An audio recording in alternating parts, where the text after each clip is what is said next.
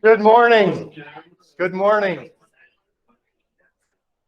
So we are doing our first Google Meet meeting. So if this goes down in flames,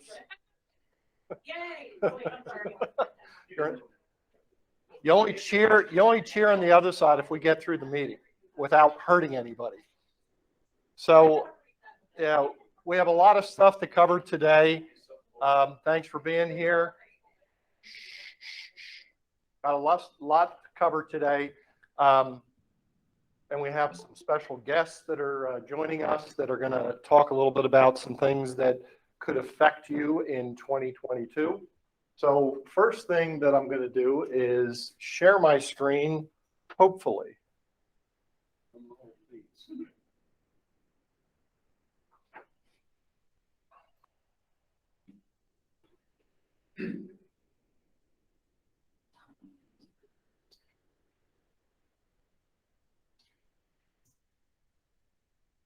Okay. First major hurdle, we're done and through. Unlike Zoom, for those of you that are used to Zoom where you have that little bar on the right-hand side where you see people, Google Meet does not allow you to do that. In presenter mode, you see the entire screen. So they can see you, but you can't see them, just to let you know. So don't do anything that you would be, exactly. So we have a number of different topics today. The main thing that we're going to talk about are some misconceptions of what's going on in Lancaster County, some things that I'm hearing from you as agents, and I'm also hearing from consumers, things that they're kind of a little fearful of what's going on in the market. And I thought I'd provide you with some information today that will allow you to share with people that you're working with, and that way hopefully allay some of their fears. So first things first, I'm going to have Dan and James. I think Dan's coming up first.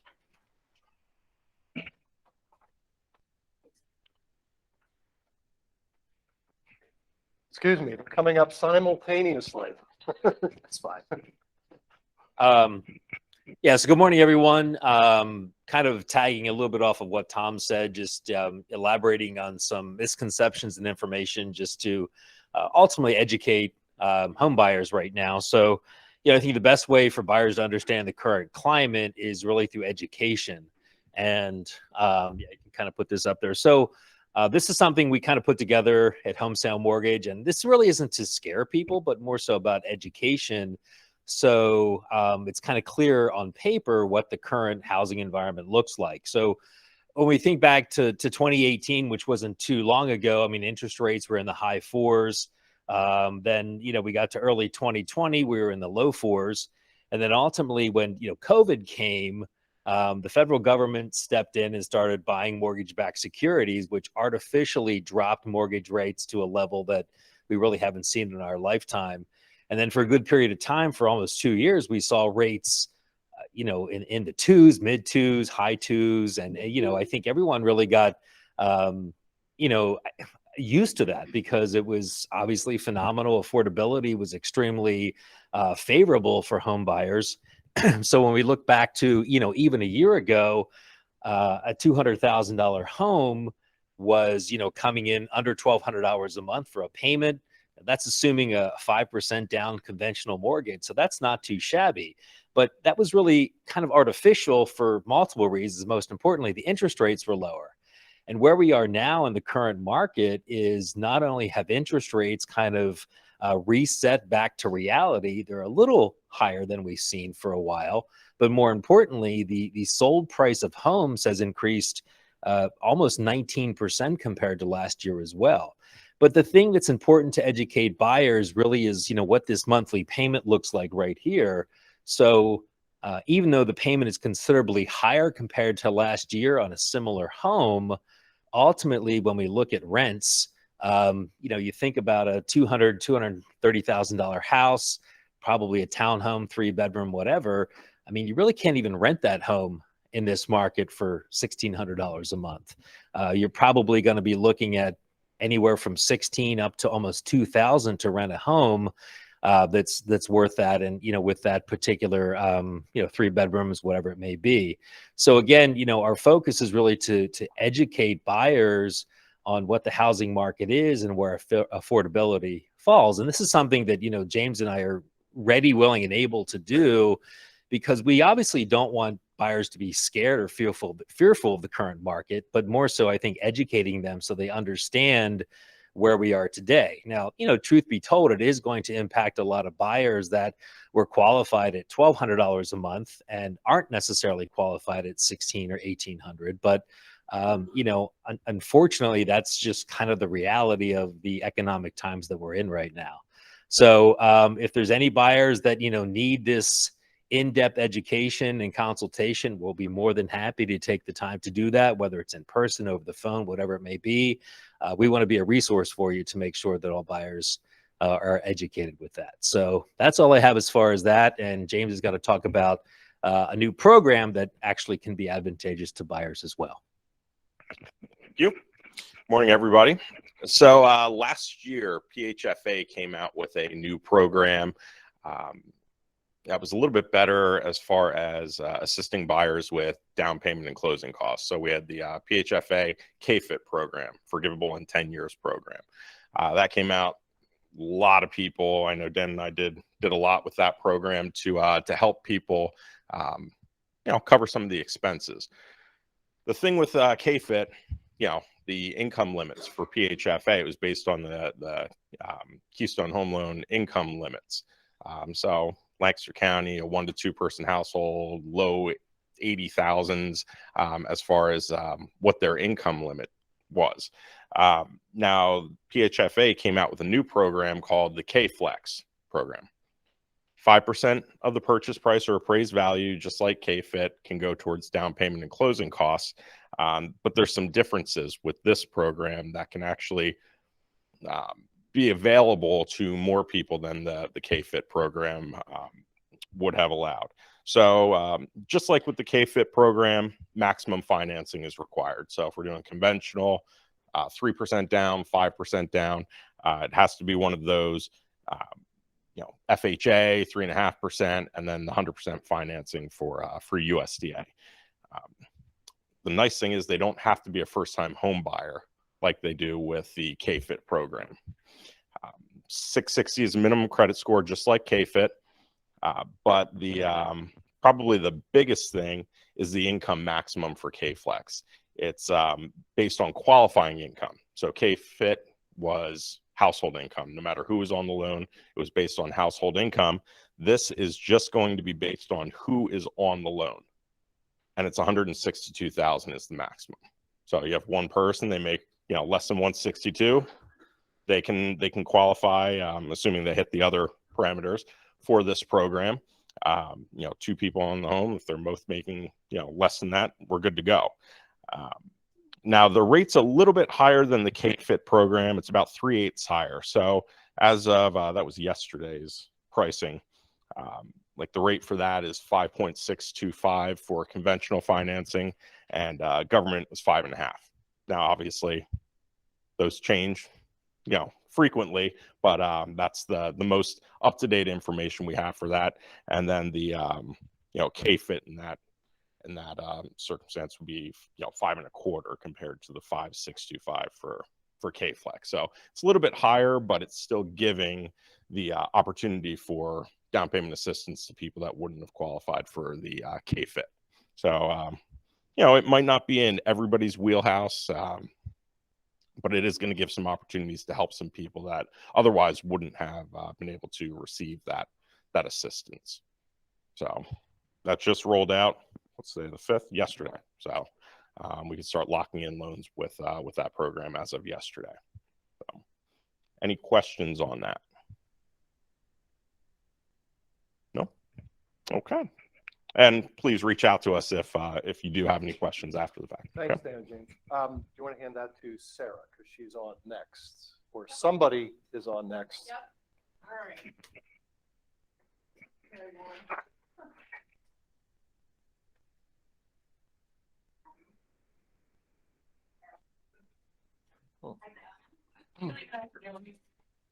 You're failing. We didn't. Yeah, we didn't practice at all. So we actually wanted to have a little activity with everybody today. So Alexis is passing out some quiz sheets and a pen, and Sherry is showing you what the prize may be. Sherry, what's in there? Obviously, chips and salsa.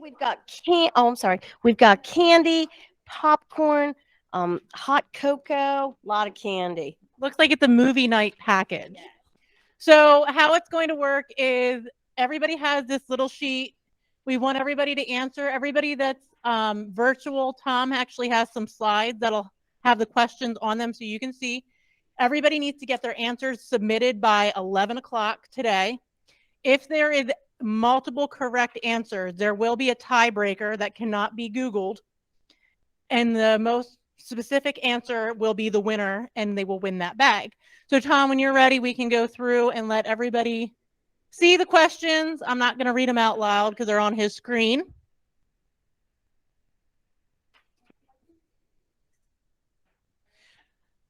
I can either email or, well, they can see it on the screen and write down their answers. Just email me if you're virtual. Just send me an email with your answers, and we'll keep track of it. Are you going to partake, Tom? Well, so there's no dead air space. I'll read it off. Oh, okay. Let me No, you hand stay it there. over. No, you stay there. Stay there. I don't want to. How long is a lender's policy good for? Question number 1. Until the mortgage is paid in full, until the older daughter moves out, one of my favorites, until one of the 2 owners pass away, or until Sarah says so. Number 2. How long is the lender's policy good for? The first anniversary, Alexis Mall's birthday, at the time of purchase, or Sarah wanted to get a cup of coffee? Coffee's good. Number 3, who does the closing protection letter, sometimes called the CPL, protect? The borrower, the lender, James Ream's dog, or the title agent? I had to make sure I spelled her name right. I had to ask him. Who pays for the title insurance in Pennsylvania? The seller, the buyer? Sherry's nice enough to do it for you sometimes. Or the real estate agent? Number 5, when does a title commitment expire? 90 days, 120, 60 days after the 3rd Tuesday of the month? That's hard to say. Yeah, it was hard to type. 180 days. Number 6, true or false? The buyer has the right to pick the title insurance agent. Oh, I spelled true wrong. Or you spelled true. Tour. That's tour. This is a trick question, guys. And the final question is, what does title insurance protect you against? Select all that apply. Fraudulent deed, prior liens from previous owners, Dan ranks boys after a weekend at Hershey Park, or water damage. So email all of your answers to me if you're virtual. And like I said, for anybody or everyone that had a tie, I will send an email out with the tiebreaker question. And I will tell you that question cannot be Googled. And then whoever gets it right will win the bag for movie night. Thank you. You want to hand that to James? James White is here with Homesale Insurance. James?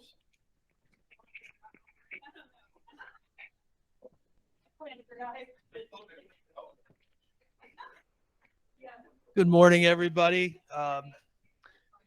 Just going to go over, re-go over some of the things that I've been seeing as well, too. Rent backs are still happening pretty frequently as well. I'm sure you're well aware of that. I found out that one of my companies does actually allow the new buyer of the home to rent that back for 1 year from time of purchase, actually. So all I got to do is add on a little endorsement to the policy. Basically, it's called a home sharing endorsement, like they're renting it out to Airbnb, basically.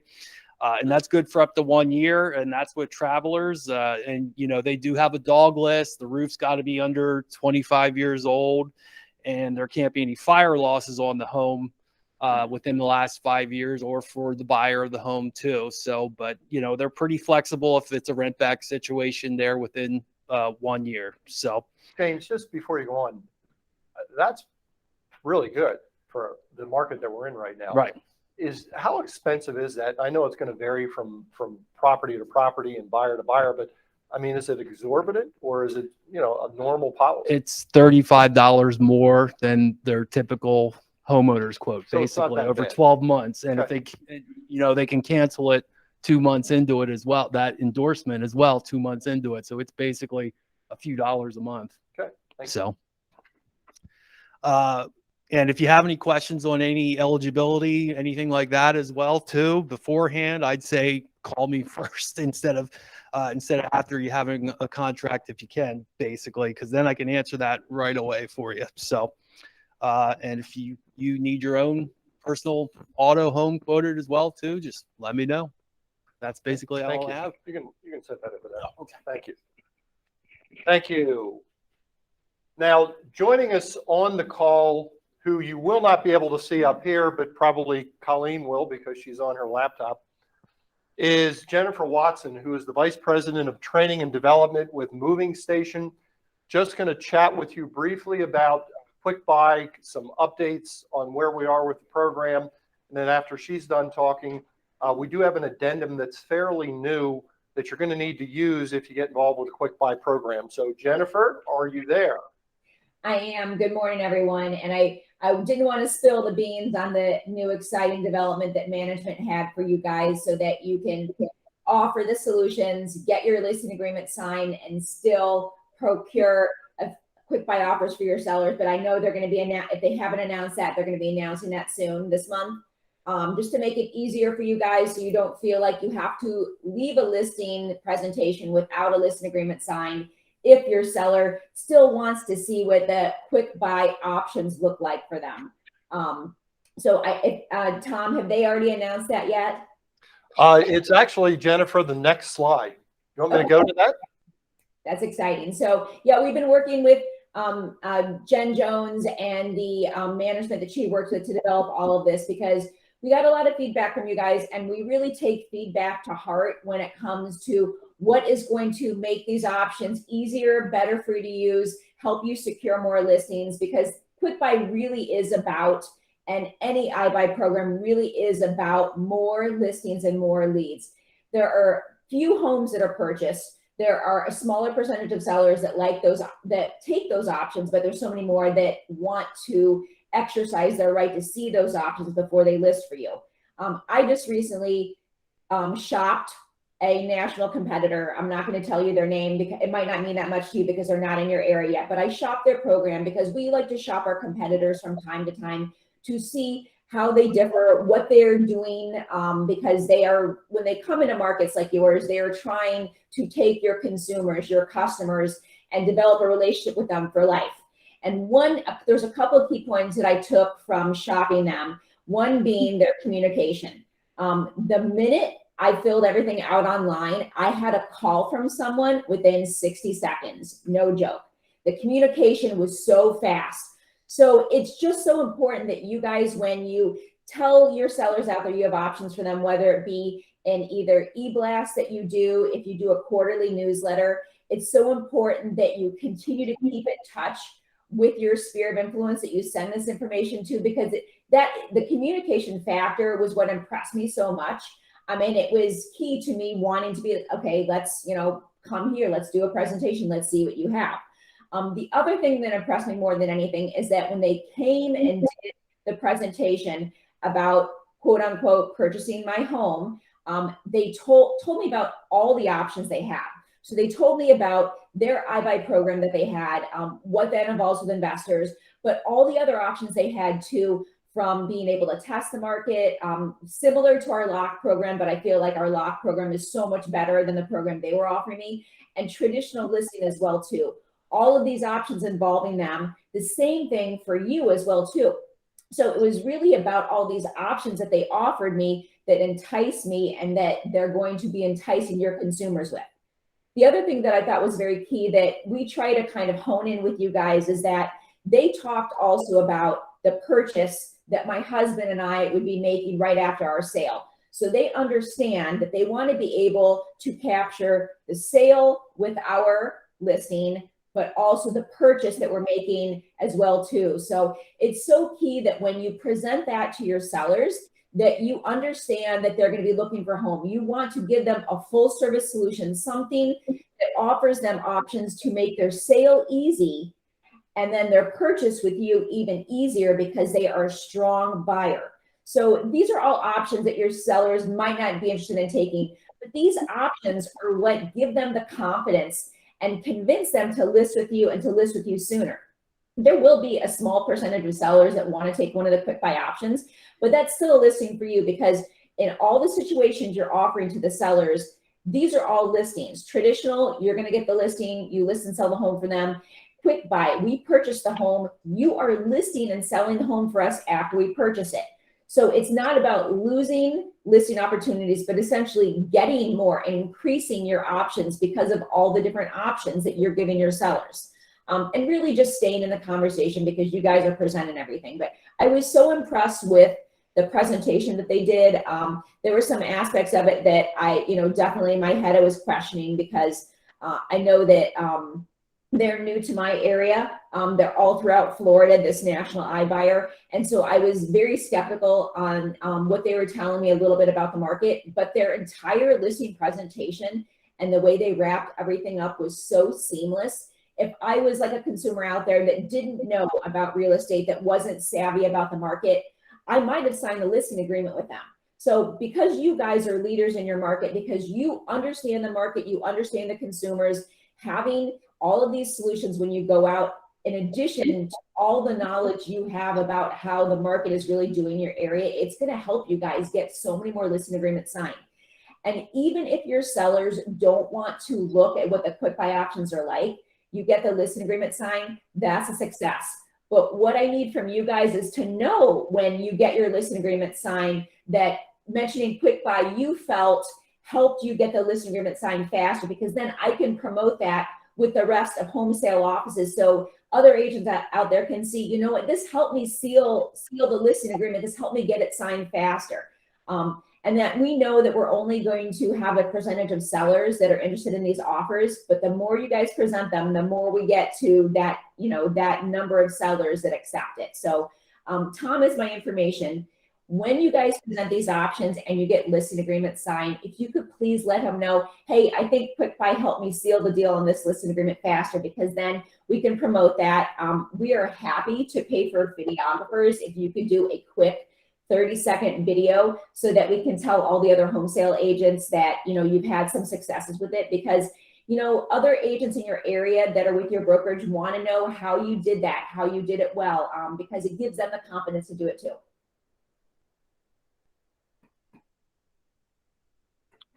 Done, Jen?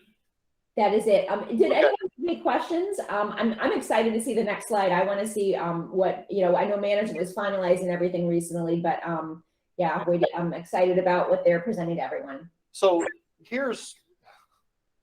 if a form can be exciting, this is as exciting as it gets. So here was the issue, as Jennifer just said. You're out there trying to get a listing from somebody and you talk with them about Quick Buy. And they have a mild interest, let's say, in Quick Buy. But in order to go down the Quick Buy route, at least a while back, you had to wait until you got the Quick Buy offer. What this form allows you to do, and I'm not going to read it word for word, it is in dot loop right now, so you can get it in dot loop. It allows you to take the listing, and it basically says that if the listing agreement is terminated, a listing agreement is terminated if Quick Buy buys the property. So you can go through the Quick Buy process while you have the property listed. All right. There is no commission that is due to the seller. So if the listing agreement is terminated, it goes to Quick Buy. No commission is due. Quick Buy does their thing. It goes back on the market. And by the way, who does it go on the back of the market with? You guys, whoever turned it in initially. So you are going to get a commission. It's just a little bit later in the game. But the problem we were running into, which is why this was created, is that people were saying, well, let's go through the quick buy process first before we put it on the market and list it for sale. This allows you to do kind of both at the same time. So you don't have to come back, let's say, another 2 to 3 weeks later to get the property listed. Okay. Tom, So- if I could interject really Sure, quickly. please do. This allows you to, let me rephrase that, get your listing agreement signed and still solicit quick buy options for your seller. Once it is listed on the MLS though, those quick buy options are not available. So you have a timeline. So you're getting your listing agreement signed at the listing appointment, but your seller still kind of wants to know, like, what do these options look like?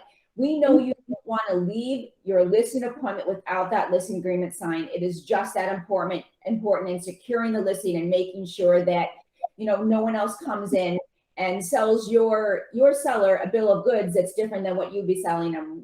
We know that you guys are, have all the tools in the area to do this. So you're getting your listing agreement signed at the listing appointment, and that same day, soliciting a quick buy options offer from the department through the app. You do it through the app. It takes all of 10 to 15 minutes to submit everything.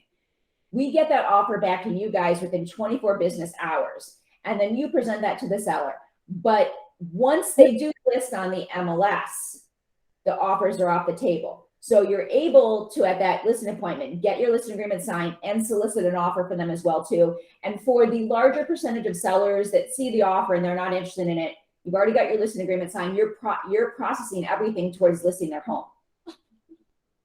Yeah. So- For what Jennifer said, and Jennifer, this varies across the country, and I'm not sure what part of the country you're in.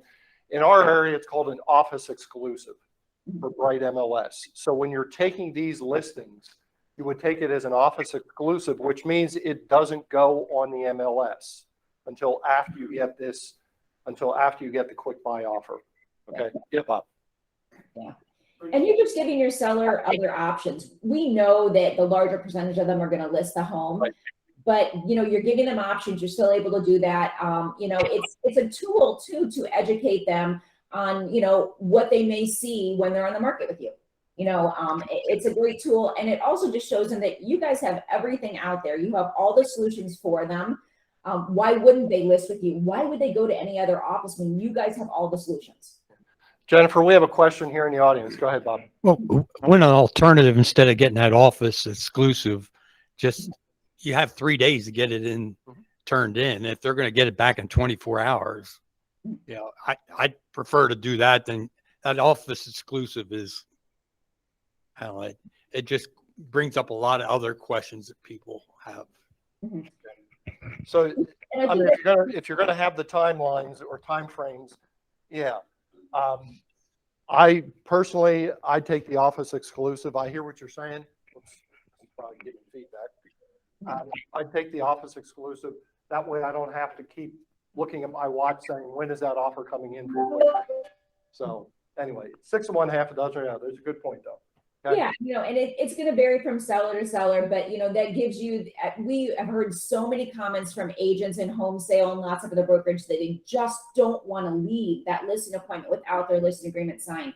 And we understand that. So this is why management was trying to find something that would work, and it might not work for you necessarily, but it may work for a variety of other agents that want to offer the options, but don't want to leave without that agreement signed. Yeah. Thank you. I appreciate you being here this morning, Jennifer. Thanks. I'm glad I got to see all the new exciting news. Thanks, everyone. Have a great day. Take care. Bye. Yeah, I told you it was exciting to look at a form. Joining us next is Jesse Thomas. Jesse is with Ergalis. And while he is talking, I have a handout for anybody. All right. Yeah, I believe it is the tax facts. Yes. Yep, that's going around to everybody. So it's been a couple years since I've been here, with the pandemic and everything. So I'm happy. I've been getting out to all the offices, which has been great. I've been stuck inside my office for the past couple years. And so I've been really busy. this is what tends to happen. I don't know about the rest of you, but this is what I've been busy with on lockdown. So I had a couple babies. So we got little Anya and Keto. So, and then I also got a 20-year-old. So we're on both ends of the scale. So for those of you that don't know me, I am the team financial planner for Berkshire Hathaway. I handle all the 21 offices and work both the W-2s as well as all the agents and helping them with their financial planning. As a resource, really what my goal is to kind of help you all when it comes to things like your taxes and being tax efficient and your benefit planning, your retirement planning, all of those kind of things. I don't charge a fee for my services, so you don't have to have business with me. You're welcome to have, if you got somebody who does your life insurance and somebody does your investments, that's great, keep them, and then you can just use me and my team as a resource. So you might hear from John Paul Brennan. JP has been helping me the last couple of years since I started having babies, so that I could spend my time with my family when I need to, and then get out and see all of you, and then somehow stay on top of it all. I do have 12 advisors that are part of my team, so sometimes people get confused at the different names. So Dergalis Associates is a team within Equitable Advisors, just like you have teams here at Berkshire Hathaway HomeSale. So I'm on the Dergalis Associates team, but I also have my own team, which is called the Rockland Group. And the Rockland Group is basically my organization that kind of helps support me. So I've got 12 financial advisors, and then I've got 12 administrative staff. So this time of year, I get pretty busy around tax time. Realtors are calling me, hey, I can stuff in another 10 grand into my SEP IRA, or how much extra can I put into my 401k, and so on. And so this little tax facts thing that we handed out kind of gives you the tax brackets for this year that we're in right now. It also helps you with the different contribution numbers that are on there, because I get those questions all the time. But one of the benefits of being all your own 1099 businesses is that you can have whatever kind of flavor retirement plan you want for your business. Whether you want to put in a Roth IRA or a traditional IRA or a SEP IRA, or if you want to get a little bit more fancy, you can have a owner-only 401k. For those of you that make too much money to put into a Roth IRA, a 401k doesn't have income limits. So you can fund that Roth side up to $20,500 if you're under 50, and up to $27,000 if you're over 50, into that Roth bucket if you want. So I have a little hypo that I was running last night as I was thinking about coming here today. There's anybody ever heard of the Fidelity Magellan Fund? It's been around a long time, since 1963. So it's good to use when you kind of want to look back at history. So my 20-year-old is going to Penn State right now. Let's assume that he started saving $100 a month back in 1963 when the Fidelity Magellan Fund started. And he saved for 30 years so that when he was 50 years old, he then had $2.3 million in the Fidelity Magellan Fund. He saved a total of $36,000, and it grew to $2.3 million at age 50. And then at age 50, he decides to retire. That's enough money. It's all he needs. And then he starts taking 6% out of that 2.3 million. And then he could then retire off of that and have over 150,000 of income a year. And he would end up taking a total of $5 million out. And he still had $4 million left at his age 90. And that was just doing $100 a month for 30 years. Now, the problem for a lot of us here is that we don't have 30 years anymore ahead of us to save for retirement. But even 10 years in, and 20 years in, he was close to $1 million already. So you don't have to get fancy with your savings, but we should think a little bit about the taxes that are associated with that. Because I didn't say which kind of tax plan that was going into. A lot of people, when they're saving for retirement, they save all into the pre-tax bucket. And the problem with that pre-tax bucket is that when we get to retirement, if that's the only bucket that we've been saving into, it's going to hurt when it comes out. A lot of people I was just arguing with a realtor and her husband last week because he was saying, why should we put money into the Roth side? We're in the 24% tax bracket. I want to save my money in the 24% tax bracket so that when I'm in retirement, I'm pulling it out of the 12% tax bracket. And I wanted to understand why he thought the tax rate was going to go down. Because when people get into retirement, now most of my clients are in retirement. I've got 7 in their hundreds, 45 in their 90s. Most of my time is spent with people in retirement, helping them live off of their assets. I don't see people in lower tax brackets in retirement. Most people have gotten used to a certain lifestyle. They're not going to retire and live off less. And all of your deductions have moved out, hopefully.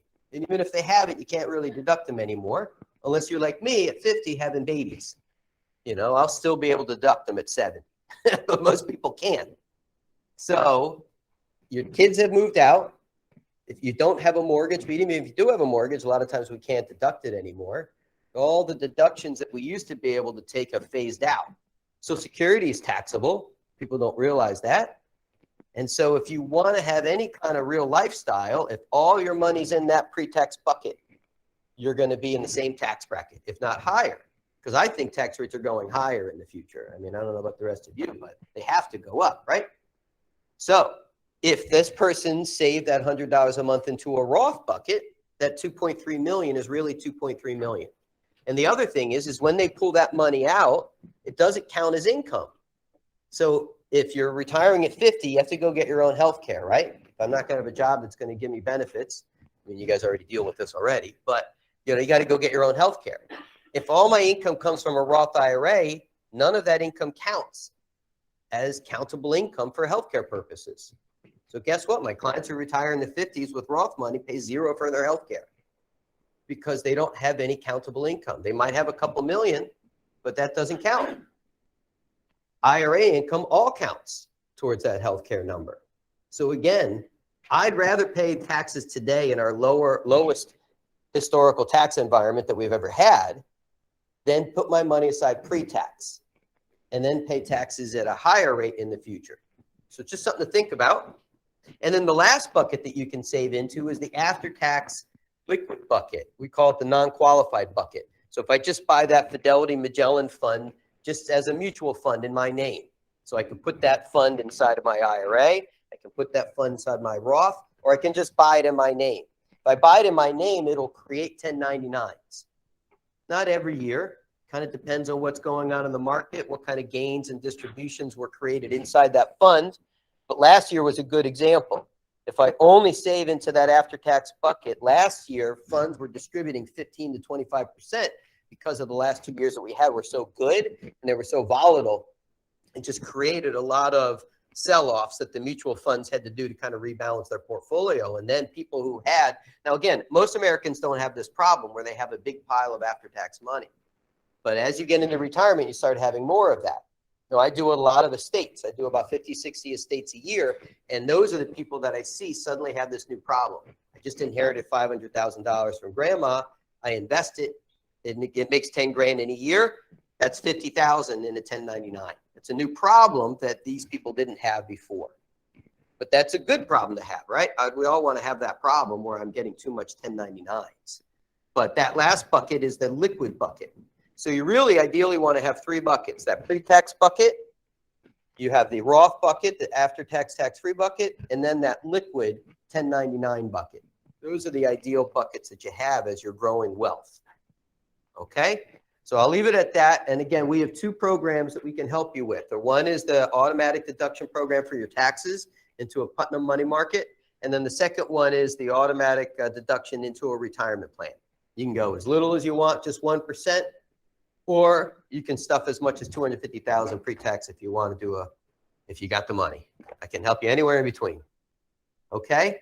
And again, you don't have to have any business with me to utilize us. So we have our own estate planning attorney who can help you with your legal stuff. We have our own CPA and tax counsel. If you got questions with tax stuff, just reach out. And then health insurance, which is like a problem for everybody. Kate King, who's my director of operations, she's kind of like my health counselor for my clients. So if you need help with that stuff too, let us know. And then you'll hear from JP this following week, probably just following up with you. All right. Thanks, Thank you Tom, for for being having me here. out. Okay. Don't And walk then, off with a microphone. oh, okay. I would totally. Yeah. So the one last thing I'm going to send to Tom is a thing that's called the Share Your Love piece. And this is the little estate planning workbook. It's very, really helpful. especially with older parents, because you know not everybody talks about their money. So you can kind of slip in this workbook and hope that they fill it out. Because when I show up and I'm settling an estate, a lot of times the survivors don't know what the person had, and that creates a lot of anxiety and stress. I mean, I see it within couples.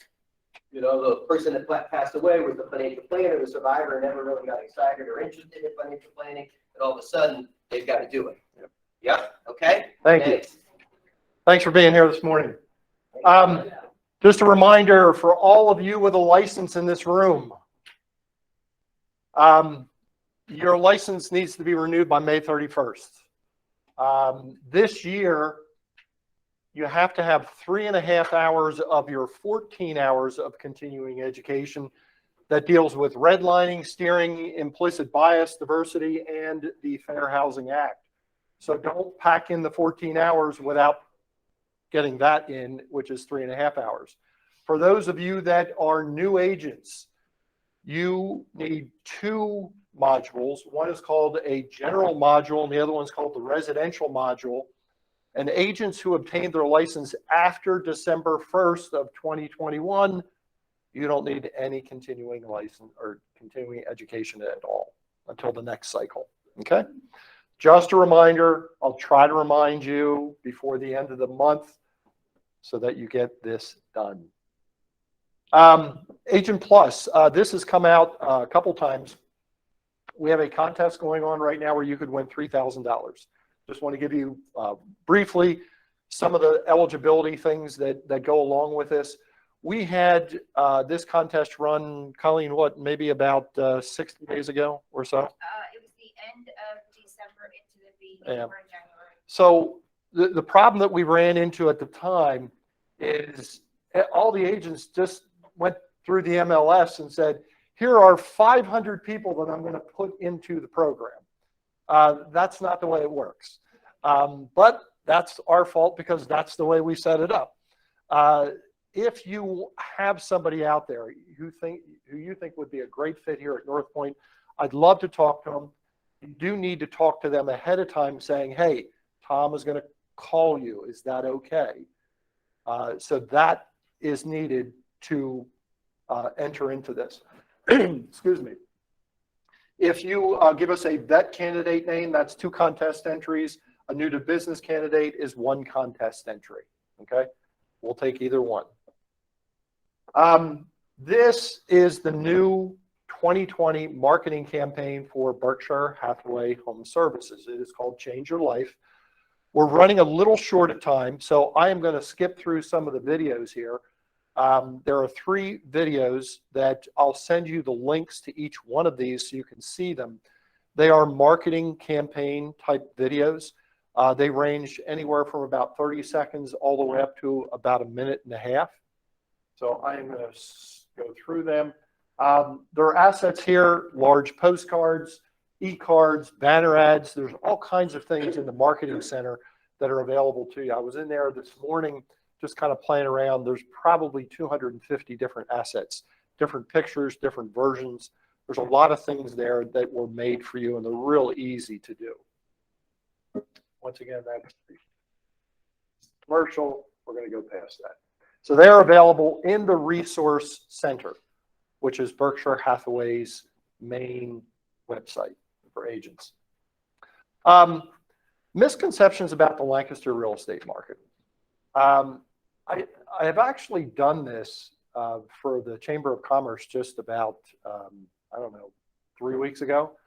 And even from 3 weeks ago to today, stuff has changed. So I've actually updated some of this stuff from my presentation at the Chamber of Commerce, which was, once again, 2 to 3 weeks ago. So this is current, okay? So here are some questions that I have heard from you. I've heard from consumers. I've heard from buyers and sellers saying, I'm just not going to do things right now because I'm a little afraid of what's going on in the marketplace.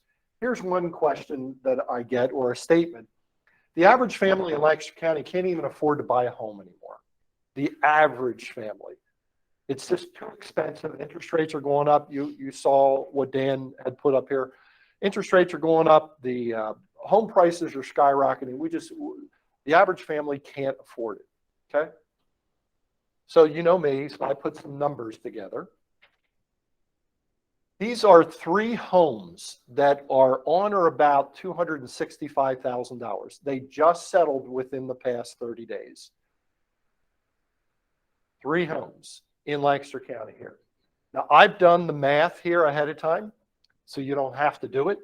Each one of these monthly payments on these homes, the one over on the left is the most inexpensive, the one on the right is the most expensive, but they range from about $1,650 all the way up to about $1,760.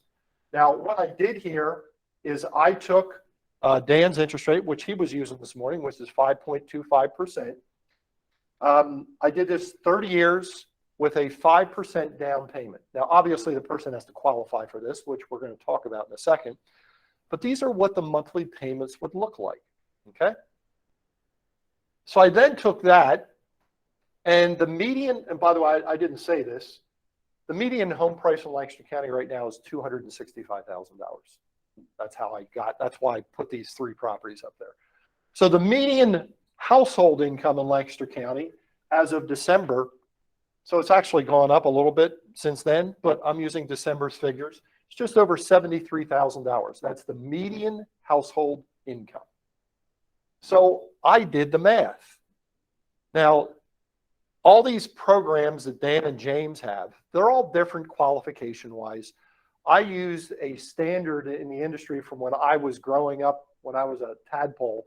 I used 28% of somebody's income, okay, can be put toward housing. So that's the figure that I used.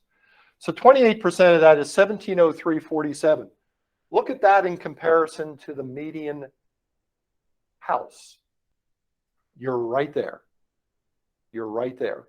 So the average person in Lancaster can afford the average mortgage in Lancaster, which is a good thing, okay?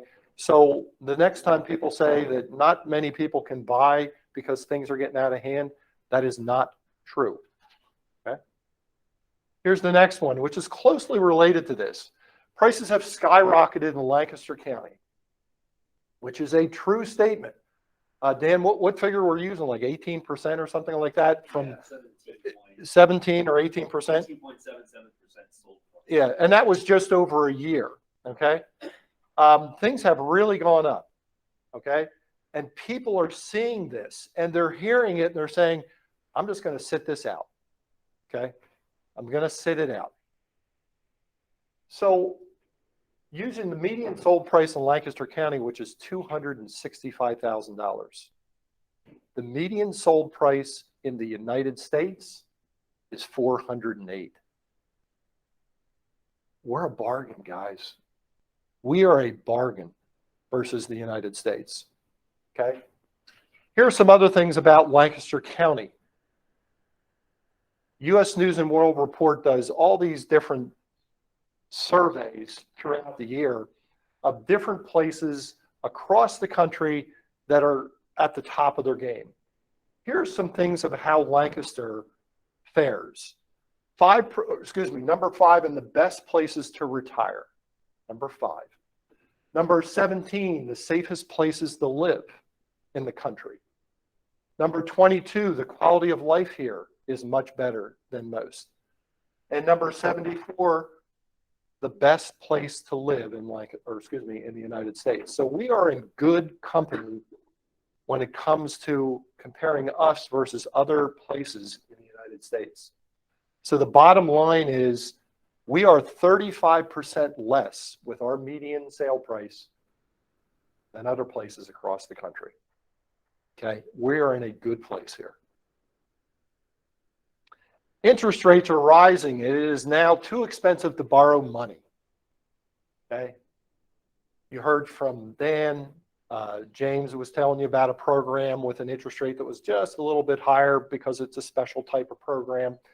And a lot of people are looking at those rates now and they are saying to themselves, this is crazy. I can't believe how high they're getting. Bob, when did you get into the business? Okay. Do you remember when interest rates? I had a mortgage commitment of 17 and a half. There you go. So Bob, for those of you on the call that couldn't hear it, and I wasn't handing the phone or handing the microphone back to Bob, he said he had a mortgage commitment way back in the day for 17 point something %. So people still bought houses in Bob's day. Okay. So let's take a look. Let's take a look at where things have been over the last 50 years.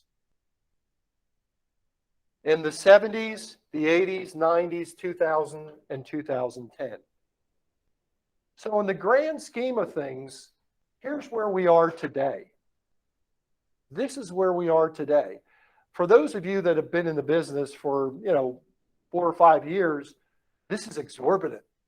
But when you look over the last 50 years, when Bob and I got into the business, this is a drop in the bucket.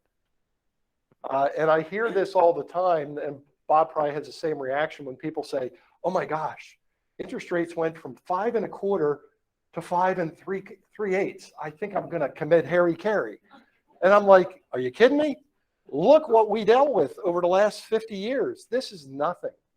Now, I'm not making light of interest rates are going up, and they're higher than what they've been in a couple of years, but this is nothing compared to where we've been the last 50 years, okay?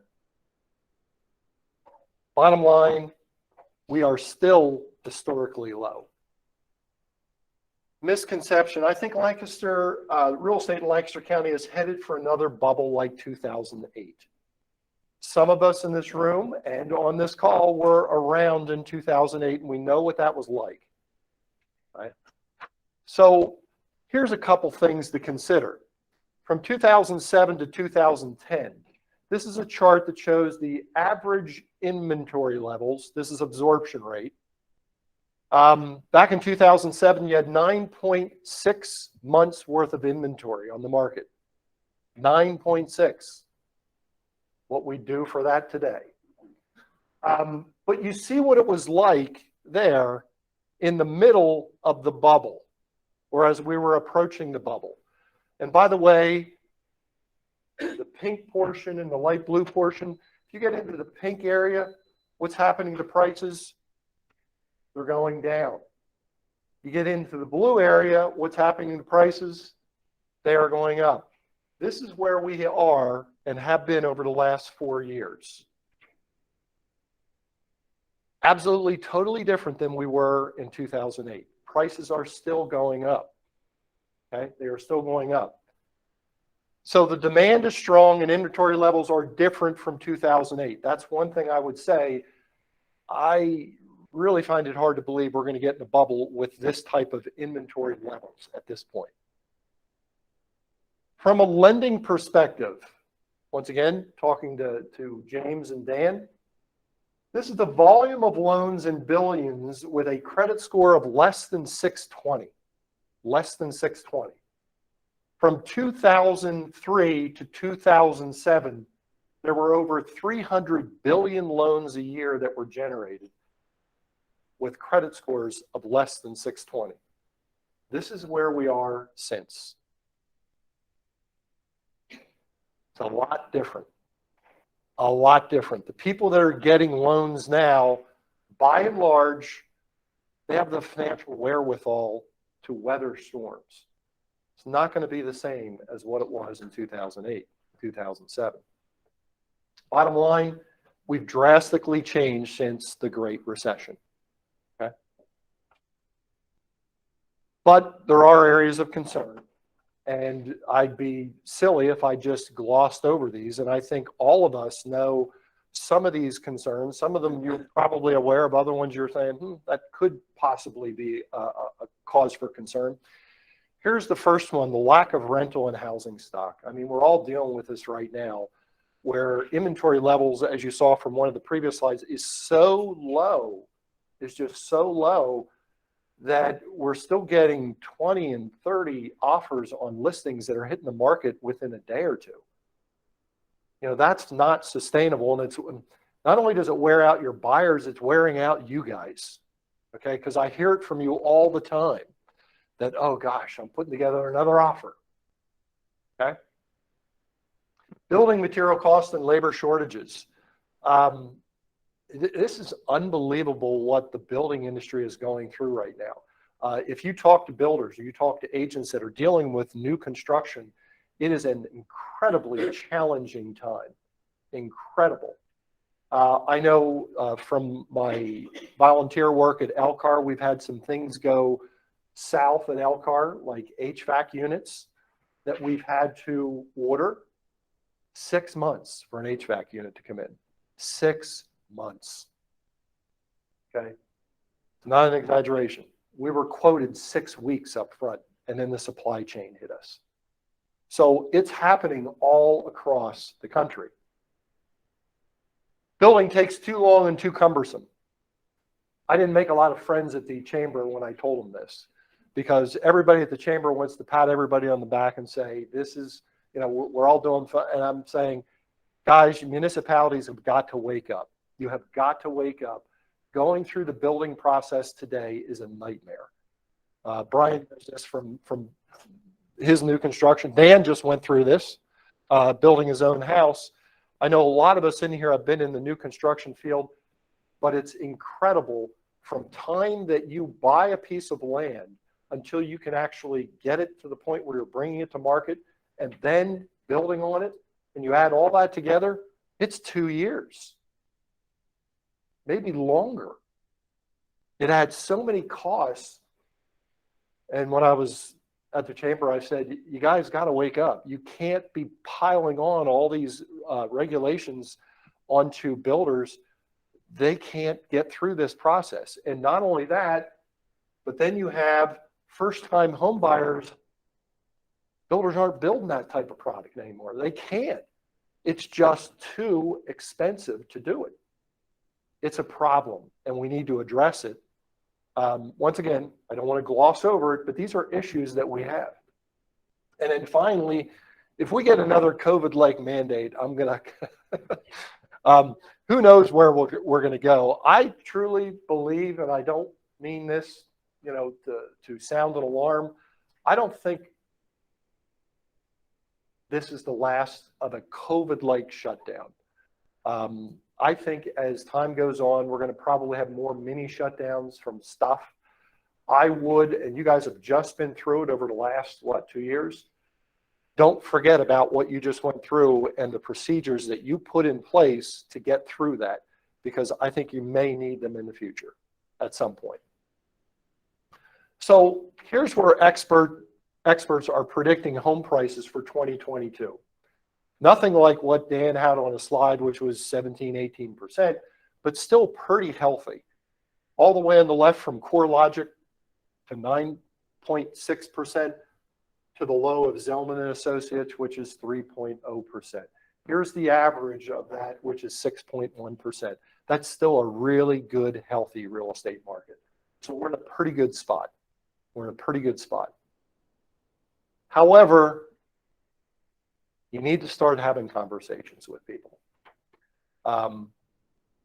What do I mean by that?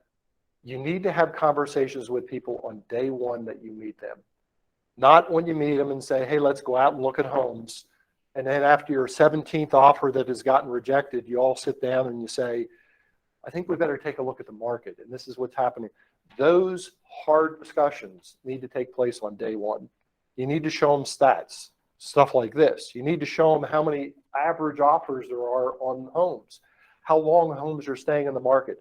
Your buyer clients need to have this information on day one so that they are realistic with what they are offering.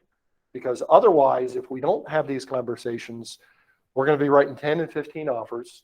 But we may do it anyway, writing 10 and 15 offers, and then we're having the discussion, and you've wasted all this time leading up to it. So I would highly encourage you, have these hard conversations with people about the market now. Don't wait. Don't wait. Okay. And finally, this came from the convention that Colleen and some of you were at. Only when the tide goes out do you discover who's been swimming naked. And that comes from Warren Buffett. That can apply to a lot of stuff. You know, I believe we're in a changing market right now. I think there is going to be an influx, a little bit of an inventory. We got a long way to go to get up to average levels or median levels, but it is going to change. And I'm seeing a little bit of it now. I actually was in a manager's meeting with Colleen about a week ago, and around the table, one of our managers was saying they actually are now starting to see price reductions. Price reductions. And I said from across the room, what's a price reduction? We haven't seen these in a long time. We're starting to see them now where people, agents and sellers are getting way out of hand, and they're saying, well, what the heck? The market's way up here and things are on the market for a week, and people are saying, what's wrong? I remember when things would be on the market for 3 months and we'd have this discussion. But now they're on a week and everybody's looking at each other going, oh, what's going on with the marketplace? So I think we are in a changing market. Be aware of that and pay heed to Warren Buffett on this one. Okay. Hey, have a great day. There's additional food back there. Thank you for Colleen doing that. Please grab something on the way out. And from the title people, get your questions in by 11, Sherry. 11 o'clock to Sherry or Sarah. Okay. Have a great day.